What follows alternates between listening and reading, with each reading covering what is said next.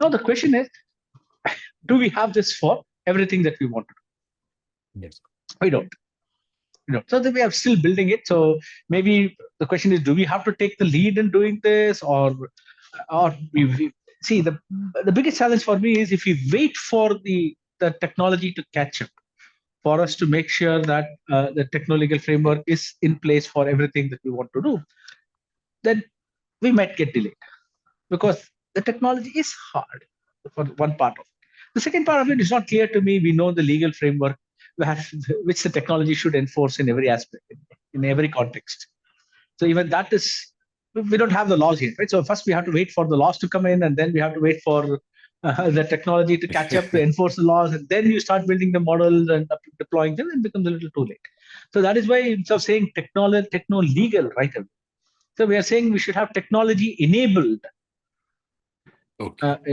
Legal. So that's where, so that you can start going far earlier, right? So for example, I might not be able to ensure from the get-go that the model I build is bias free, right? Mm-hmm. But can I build technology that will be able to evaluate every model that comes out and give you a flag that says, okay, for the Indian context, for use of this model, for example, in agriculture, right?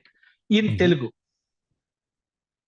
right? Agriculture in Telugu, I have tested this model and it is not making any bias statements. It is not, favorable towards one set of farmers versus the other and things like that. So that maybe I can give you a technical evaluation, and based on that, then you can decide to go ahead. Right? But a techno-legal would be perhaps have this whole thing, very clearly enforceable from the very beginning. Right? That it's not clear to me how would we do it in every context.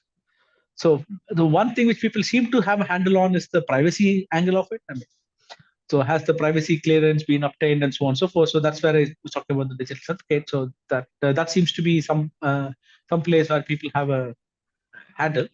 And the people who can solve it might claim that that's the only thing that we need to solve using techno-legal solutions, but I don't think that's sufficient. So wherever it is Yeah. available, we should adopt it. I'm not saying that we shouldn't, right? Mm-hmm. In fact, that is an ideal way to do it. But since the technology is not yet available, so one of the things that we have recommended as a substitute in the governance guidelines is to have voluntary commitments.